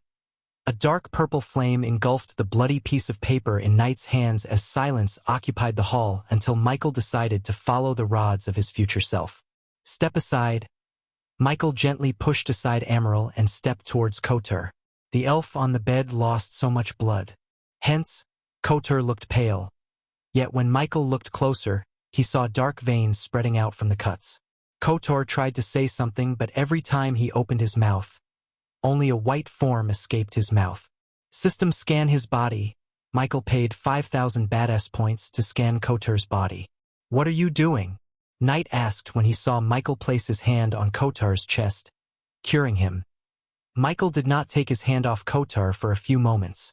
Can you cure him? Amaryl finally broke the silence. Amaryl had seen many of her people enter a state of coma after being cut by the corroded blades. Although they were keeping them alive using Apex, there was no certainty they would wake up from their coma. In simple words, they were as good as dead without a cure. Instead of immediately answering Michael, he took out a piece of paper and a quill from his storage and began to write. If you can get me these things, I can cure him. Michael stunned everyone in the hall. Those who were running around the hall suddenly halted their steps in shock. Visit. For the best known serenity experience at that moment, every pair of eyes was on Michael. My lord, Ken's hand shivered as he took the list from Michael. Ken? Knight's words quickly snapped Ken out of his stunned state. The old man quickly eyed the list for a few moments. We can get everything in the list from our gardens, but... No buts, go get him those. Cataly threw a glance at Michael before vanishing into thin air along with Uncle Ken, leaving Amaryl and Knight with Michael. This will keep him from dying until I cure him. Michael took out a healing potion from his system storage. The one Amaryl gave Kotur was a crimson-red potion, while the potion in Michael's hand was sparkling blue. This is a healing potion from my world, Michael said, slowly pouring the potion into Kotur's mouth. Since Knight trusted Ghost, he let Ghost give the potion to Kotur. Just a few seconds after Michael emptied the potion into Kotur's mouth, the white form finally stopped coming out of Kotur's mouth. In addition, Amaryl noticed Kotur's breathing had turned normal. Kotur, can you hear me? It's Amaryl. Squeeze my hand if you can hear me. Amaryl sat beside Kotur on the bed and brushed his head gently. She was elated when Kotur squeezed her hand, and Knight noticed it. You really think you can cure him? Knight asked without showing any hope in his eyes or tone. However, deep down, Knight wanted some hope to revive all his men. Although Dawn had a plan to fight the corroded blades, it was extremely risky, and Knight hated putting Dawn's life at risk more than anything. I don't think. I know. Cure them, and you can consider Everlight your allies, including Dawn and me. It's a deal then. Michael extended his arm as Knight closed his eyes for a moment. In a blink of an eye, Michael saw the lion turning into a dashing golden-haired youngster wearing black armor similar to Dawn's. It was Knight's human form. Knight nodded and gave Michael a firm handshake. My lord. A few minutes later, Cataly and Ken appeared in the room, and Ken carried a bucket filled with colorful herbs and various weird-shaped ingredients in it. After taking a glance at the contents of the bucket, Knight frowned. These are low-grade herbs and ingredients. You guys should step back. It's gonna get hotter in here. Michael smirked, raising his hand. Then, under their curious gazes, Michael conjured his alchemy flames. You are an alchemist? Cataly asked out loud the question that emerged in everyone's minds. The best? Visit. For a better user experience. Everyone stepped back from Michael as he told them. Michael's emerald green fire lit the hall dimly. Under everyone's curious gazes, Michael kept the fire dancing above one hand, while throwing the herbs into the fire using the other. The herbs and ingredients crackled in the fire and let out their essence. Knight noticed glistening essence beads emerging from the fire in a few blink of an eye. Ding! Congratulations to the host for successfully being a badass. The reward is 10,000 badass points. Ding! Congratulations to the host for successfully being a badass. The reward is 13,000 badass points. Ding! Congratulations to the host for successfully being a badass. The reward is 10,000 badass points. How is he doing this? Amaryl questioned cattily. She had never seen an alchemist extract essence from the herbs without a cauldron. They were pretty shocked, including Knight. Do you think his cure will work? Cattily whispered to Amaryl. We should have hope, Cattily. Amaryl liked to have hope in her heart. If his cure worked, they could wake all the soldiers in the hall next to them. Until now, 120 people have been in a coma because of the corroded blades. If it weren't for Dawn, all of them would have died. Michael ignored all the whispers and stares at him and continued to brew the cure. It took him almost 5 minutes to merge all the essence beads and complete the pale jade color potion. After Michael completed the potion, the vial radiated a dim emerald green light and a sweet fragrance. This will do it? Let me do it. Before Michael could pour the potion onto Kotuk's mouth, Amaryl stepped forward. Go ahead. Michael handed the potion over to Amaryl, put out his alchemy flames, and leaned on the pillar beside him. After taking the potion, Amaryl took a deep breath. Then, she sat near Kotuk's head and gently lifted his head before slowly pouring the green liquid into his mouth. On the other hand, Knight did not take his gaze off of Kotuk. Knight didn't even blink. It was too nerve-wracking. Little by little, the potion ran down Kotuk's throat. Give it a second, Michael said to Cattily, who was staring at Michael. And also, you should step away from him. Michael turned his gaze from Cattily to Amaryl. Quick! The latest _sodies are on website. You whack! Kotuk suddenly threw up dark blood onto the floor. Fortunately, Amaryl stepped back from him as Michael told her.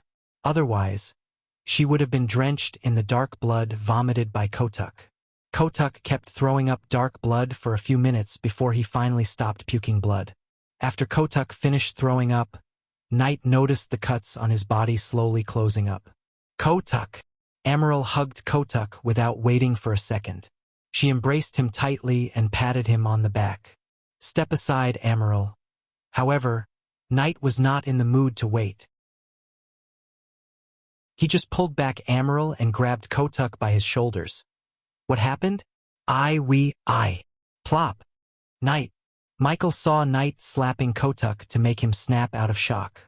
Amaryl shouted at Knight, but the latter did not mind Amaryl. General Knight. Knight's slap brought Kotuk back from his shocked state. Tell us what happened. Kotuk didn't move his gaze away from Knight. Hence, he didn't notice Michael, who just watched the scene unfolding, leaning on the pillar with his hands folded. We were ambushed, General Knight. The cannibals ambushed us on our way to Valencia. General Knight. Just as Kotuk remembered something important, he shouted, They got Yuki? No shit. Knight pushed him back and punched the table beside him as the table crumbled into pieces. Cattily, war room. Cattily nodded before waving her hands. Michael knew what was coming, so he just closed his eyes for a moment, and when he opened them back, he was standing in a room brightly lit with chandeliers. They stood around an oak table with several maps. Visit. For the best-known SRNG experience. How did they know about our route? Ken asked Cater, who had no time to process what just happened to him or how he survived. I don't know, my lord.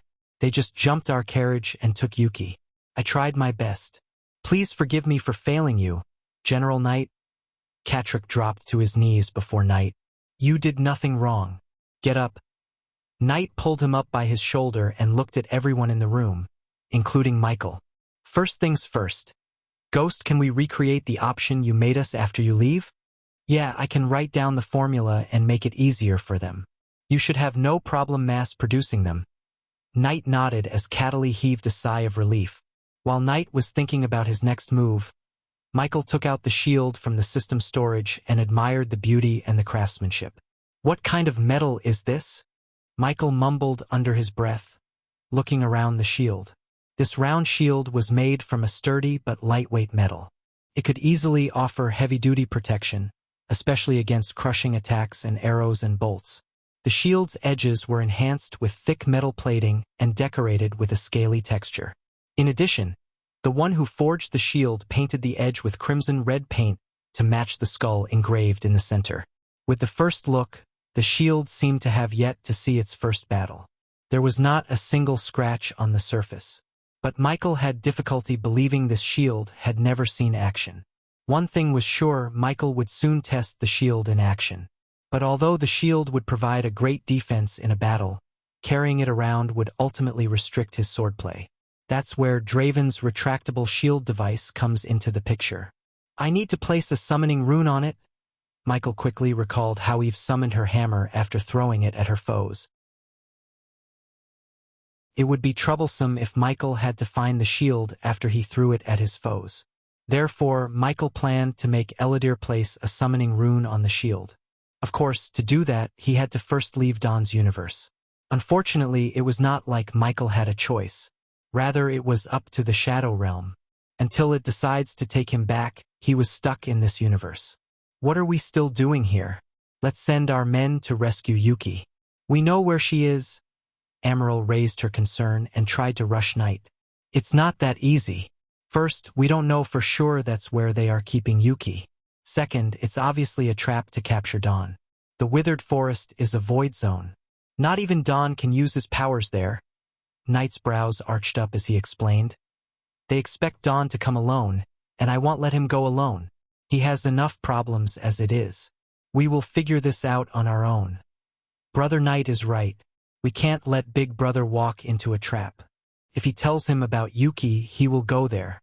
Although I believe the cannibals have no chance against Big Brother, it's not rational to walk into a trap knowing it's a trap. Ken nodded after hearing Cataly. General Knight, Ken called Knight. Only our men knew about the carriage and Yuki. So how did the cannibals manage to ambush it? Could it be just a coincidence? Ken couldn't help asking the obvious question. After Ken's question, the hall fell into silence. Visit. For a better user experience, isn't it obvious? Michael finally broke the silence and didn't even take his gaze away from his new shield. What is? Amaryl asked Michael. You have a spy among your men. Michael expected some kind of rebuke from one of them, especially from Amaryl, who seemed to love her people a little too much. However, they surprised Michael by staying silent. Michael had no idea how much they went through and suffered to get to this position. They were not naive people, not even Amaryl as Michael thought. Although everyone was thinking about the same deep down. Hearing it out loud from Michael churned terrible feelings in their guts. We are running out of time. The note mentioned the cannibals would kill Yuki if they didn't see Dawn in 2 hours. Knight's voice stunned Amaryl. Then we all go swords blazing and kill every single piece of scum. I will reduce them to the ground if I have to. Calm down, Amaryl. Even if we send thousands of our elites, they would be sitting ducks once they entered the withered forests. General Knight is correct, Lady Amaryl. The withered forest is their domain. They hold absolute power there. Then what do you suggest? Let them eat Yuki while we stand here doing nothing? Do you think Dawn would sit still if he knew Yuki was in danger? Hearing their conversation, Michael's respect for these people reached a new height because they knew he was immune to the void array, yet none of them asked him to risk his life. Instead, they were trying to figure out a solution on their own. Dawn saved my life, so let me return the favor. Michael's calm words swept across the hall, immediately drawing their attention. Don't even think about it. You're our guest. We will not ask you to risk your life for us. Cataly appeared before Michael in an instant, shaking her head frantically. You are not asking me. It's my choice. Just show me where they are. Michael stepped towards the table, facing Knight. Unlike the others, Knight could see the confidence and sense the power radiating from Michael. The magical fluctuations around Ghost were crazy. Thus, Knight was confident Ghost could rescue Yuki and survive in the withered forest. Michael couldn't wait to get drenched in badass points and show what he was capable of to the people of Everlight. Besides, he might even get a chance to test his new shield. Cataly, go with him and show us everything happens. Michael almost wanted to kiss Knight. If they could see him in action, that would make the system rain badass points which he could use to get stronger before reaching the Shadow Realm. Will she be in danger? Asked Michael. No, they can't hurt me and I can't hurt them. But he'll be able to shadow you and let Night see what I see, Catelli explained to Dawn as she prepared to teleport him to the withered forest. Visit for a better user experience. Can you teleport near this withered forest? Night nodded at Michael. Then I have some time to kill. Yet again. Michael took out a piece of paper and scribbled something before handing the list over to Ken. If you don't mind, get me these please? Ken looked at the list of items and frowned. He couldn't guess why he was asking for those items. Still, he nodded and teleported to his workshop along with Catelli. Everyone was confused. Time is of the essence, Koter mumbled. You worry about finding the rat. They'll bring back Yuki? Michael stretched his arms and cracked his neck. What are you going to do? Amaryl took a deep breath and asked Michael. She could see there was no stopping him. Since Night didn't try to stop Michael, she could only pray for his safe return. My lord. At that time, Ken and Catelli returned to the room carrying a few metal parts, including a black metal bracelet. Cool. Under their curious gazes, Michael took the metal bracelet, attached some tiny nuts and bolts, and merged them with the bracelet by heating up the metal bracelet using his alchemy flames. Then, Michael proceeded to place a space ring inside a hole created by the flame. Knight saw the shield on the table disappear into the ring. This should do it. Michael wore the bracelet around his left wrist, so that he could use the hidden blade in his right wrist without any problem. What did you build, my lord? Ken curiously asked Michael. Nothing complex, just a retractable shield. Michael clenched his left fist as he said. In a blink of an eye, the black shield materialized in his arm. By using the space ring, Michael cut the retracting time by half. It was more efficient than Draven's device. But, of course, Etheria had no space rings. Hence, they couldn't have built this device. Shall we go? Michael asked Catelli as she looked at everyone for their confirmation. Be safe. If something goes wrong, teleport back to Everlight. Night warned both of them. I am really ashamed we are putting your life at risk. Amaryl looked sad. But Michael calmed her mind with a gentle smile and a pat on her shoulder. Visit for a better user experience. Believe me, I faced worse. Michael's words filled with confidence gave some strength to Amaryl. Again and again, the people of Everlight surprised Michael. They were so kind and pure-hearted. If it was his world, people would have jumped the gun to put his life in danger instead of risking theirs. However, the Everlight people really cared for Michael, whom they had just met. After Michael tested the shield device, he felt ready to hunt some skinless creatures. Now that the system had come online, he could use the teleportation scrolls. Hence, even if the skinless creatures proved troublesome, he could just activate the scrolls and escape. Of course, that would be the opposite of being a badass. Not that Michael wanted to run, but surviving to fight another was never a bad idea.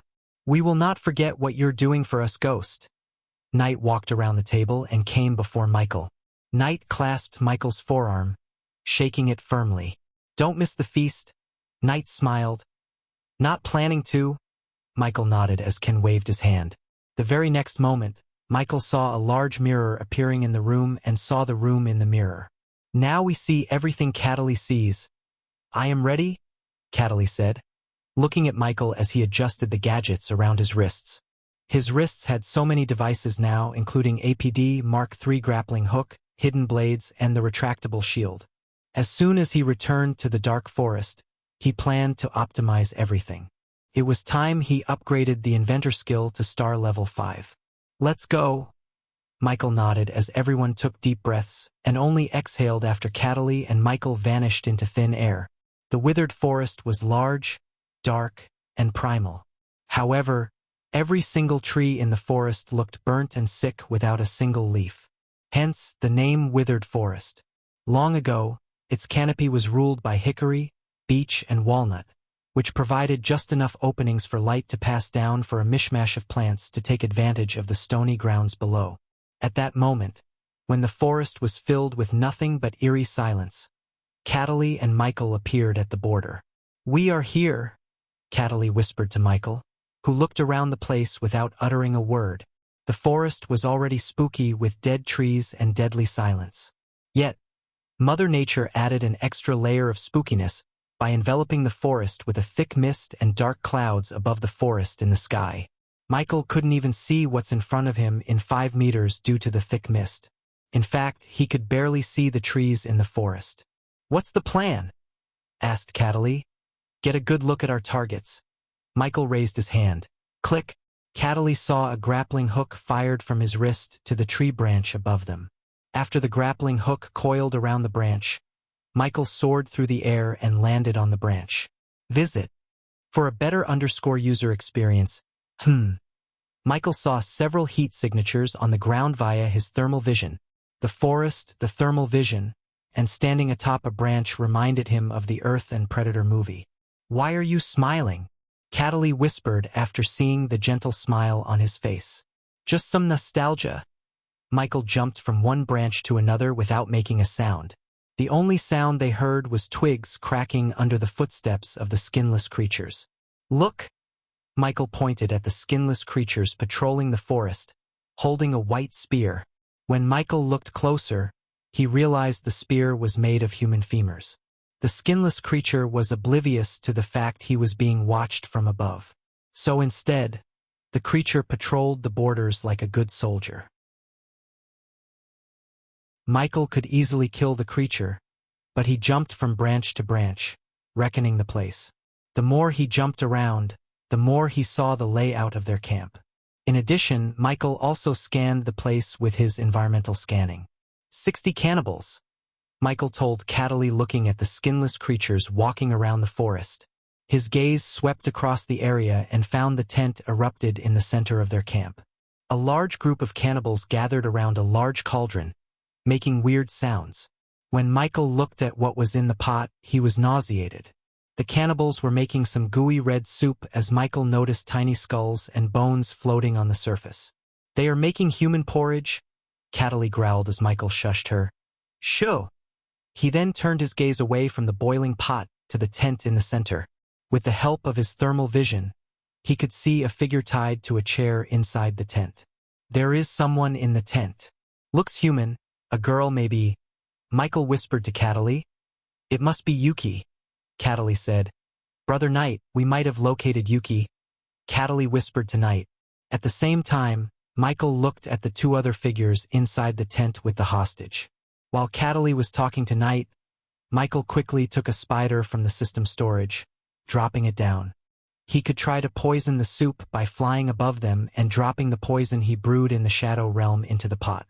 However, it would take some time, and there was a possibility the poison wouldn't work on these creatures. Besides, they were not powerful. The most powerful was at the core strengthening stage level 3. Instead of poisoning, Michael chose the most direct route. That option would get him the most amount of badass points. "What's next?" Cataly asked. The latest _AP_SODIes are on website. Watch and learn, kid. With a smirk, Michael flew to the border again and landed on a tree branch above the first skinless creature they saw. The creature was looking around, and the moment it turned around, Michael swiftly landed behind the creature. "Nighty-night, Pulch." Cataly saw a blade retracting from his wrist through the creature's throat. The creature frantically squirmed, but Michael's grab around its neck soon stopped its movements. Since leaving the body might attract the other creatures, Michael took off from the ground with the dead creature in his hand. Michael put the body on the branch before jumping to another branch. This time, there were 2 creatures on the ground.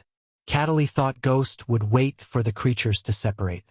But instead of waiting for them to part ways, Michael landed right between them. Not only the creatures, but also Cataly was stunned. "Pulch! Pulch!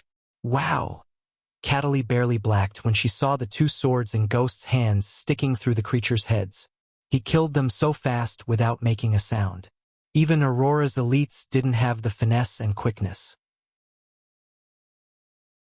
Like before, Michael flew atop the branch and put the dead bodies before flying to another. It took Michael a few minutes to silently kill all the patrolling creatures. After killing them, Michael reached the center, where he saw the creatures growling and wailing. "We can't alert them. Otherwise, they might kill Yuki," Not if we kill them first, Michael smirked before leaping towards the tree near the tent. Still, to this moment, the cannibals were unaware of Michael's presence. They had arrays and traps placed for Dawn and anyone with battle energy. Unfortunately for them, Michael had no battle energy running in his veins but arch energy. Hence, none of the arrays were triggered by Michael. While they were excitedly waiting for the human porridge, Michael stalked them from above and picked them up one by one. Cataly was curious and afraid at the same time. She followed him behind, waiting for his next move. Unfortunately, the tent was surrounded by cannibals. Therefore, there was no way to get inside without being seen by the cannibals. "Are you curious to see what I am going to do next?" Michael whispered to Cataly with a smile. "Visit. For a better user experience." She nodded. "Then you have to wait a bit more."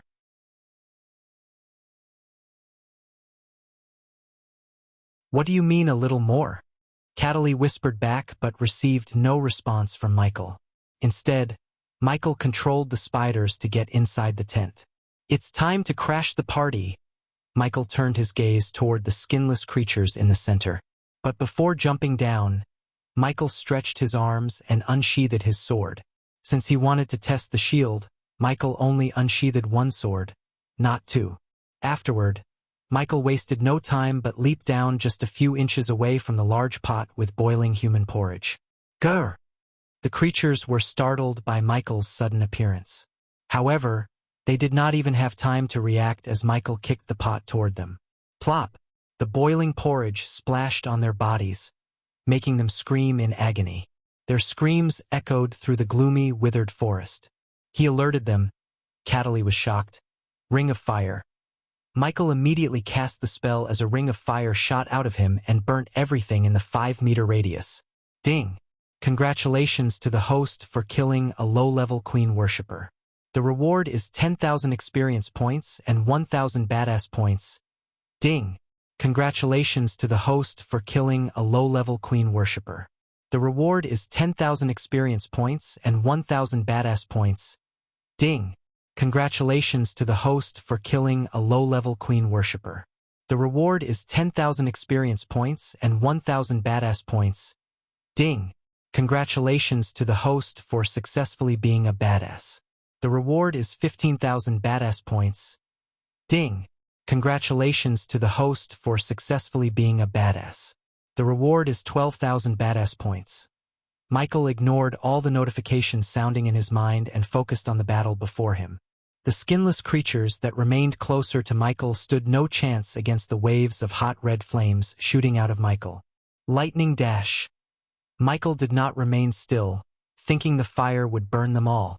Instead, he dashed at the creatures without giving them time to put up their defense. The creatures ran around frantically, screaming in pain, while many rolled on the ground to put out the fire on them. The smell of burning flesh mixed with the stench natural to the withered forest produced a nauseating smell. However, it couldn't stop Michael from cleaving the heads of the creatures with lightning-quick movement. Cataly saw only a blur among the skinless creatures, followed by a golden light trail. She heard the vague crackling of lightning every time she saw a head flying into the air. The creatures were simply too slow to even see Michael, let alone stop him. He just harvested heads like they were weeds. Cataly had a difficult time following his movements. While Michael was killing the skinless creatures, she tried to enter the tent but was stopped by an invisible force field. Whirr! Suddenly, the skinless creatures roared towards the sky as they began to grow in size. The next moment, they shocked everyone in Everlight by eating their fallen comrades. Then, they started to eat the dead ones, feasted on their entrails, and sucked the blood from the neck. The gory sight even stunned Michael. After they began to eat their fallen comrades, Michael noticed their cultivation stage go from the core strengthening stage level 1 to level 5. Fortunately, the most powerful one among the creatures was already killed by Michael. Visit. For a better user experience, even though they were powering up, they posed no threat to Michael.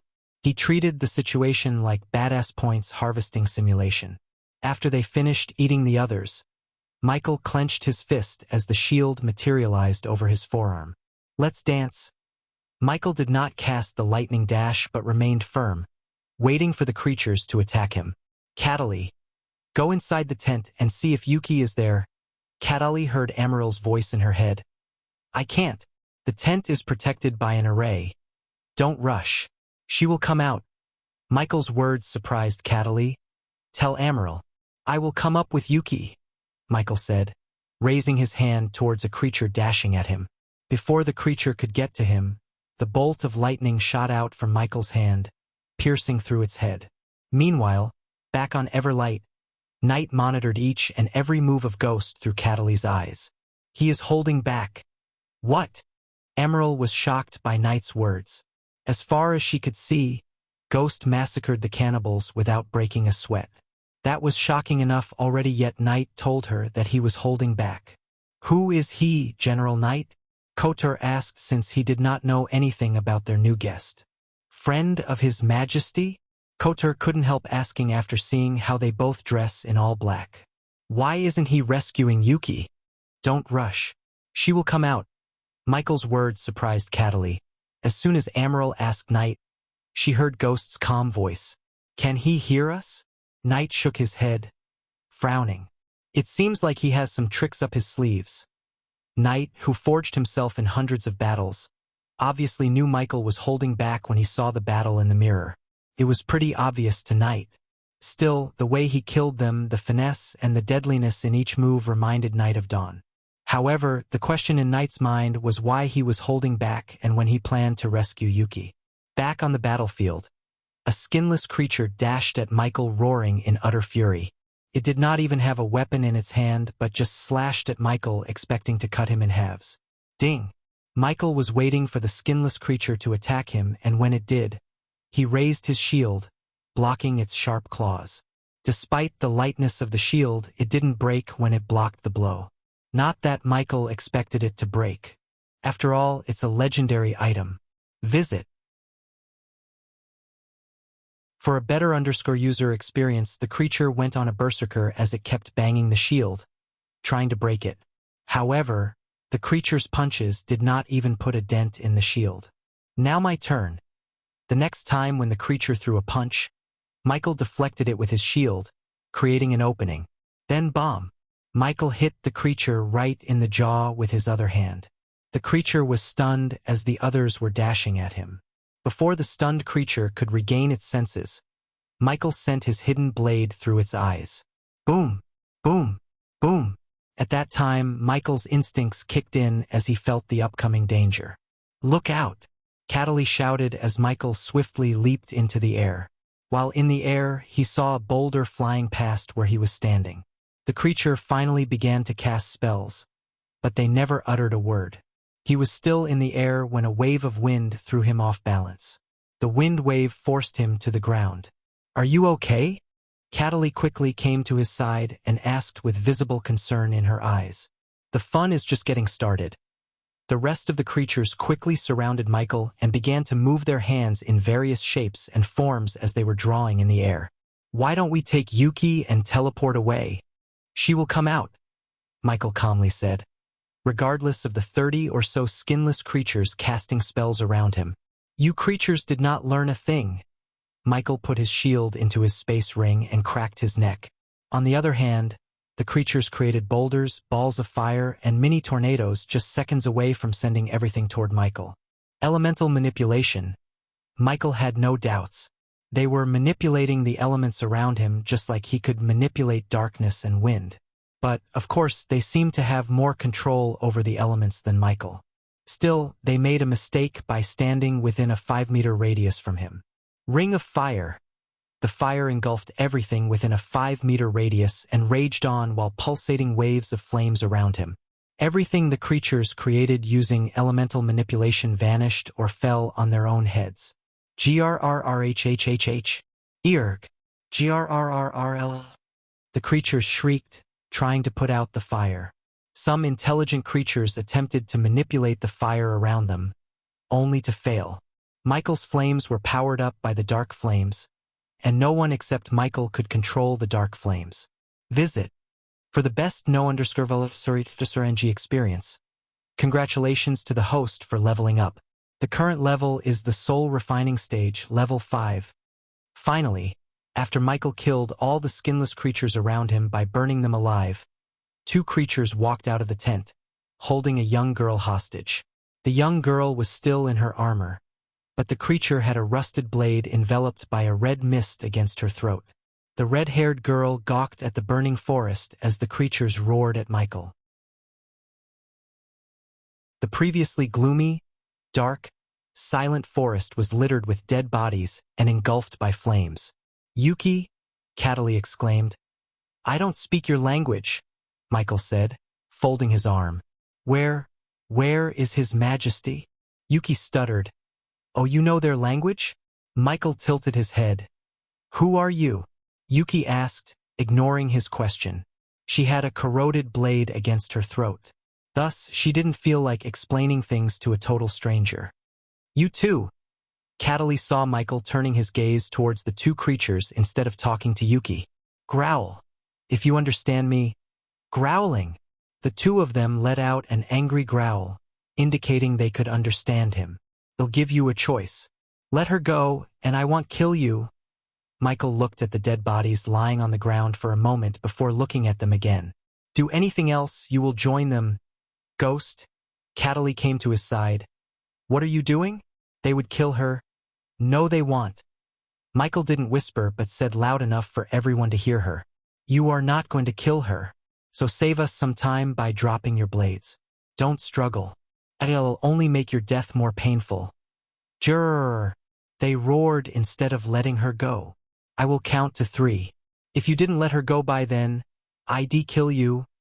Michael stretched his arms and began to count. 1. Visit. For the best know and surrounding experience. 2. The skinless creatures looked at each other, but before they could hear another word from Michael's mouth, their heads exploded. "Time's up."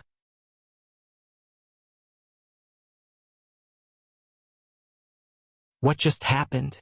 Amaryl stood there with her eyes wide open. She was bewildered. One moment Ghost was talking to the cannibals and the next moment, their heads exploded. Except for Knight, no one had clearly seen what just happened. In Knight's mind, he replayed the scene. After he counted 2, he raised his hands and fired 2 lightning bolts which went straight through the cannibals' heads. That was the glimpse of his full power. If he had fought without holding back, Amaryl and Kotar wouldn't have seen him. "He wanted us to see him," Knight mumbled under his breath. "Yuki!" Amaryl shouted when she saw Yuki's bloody face. Her face was covered in the cannibal's blood. "Wait!" Knight saw Ghost stopping Cataly from getting close to Yuki. "Tell Knight to meet us in a secured room." "Why?" Cataly questioned Michael. "Just do it." "Cataly, do what he says." Knight ordered Cataly.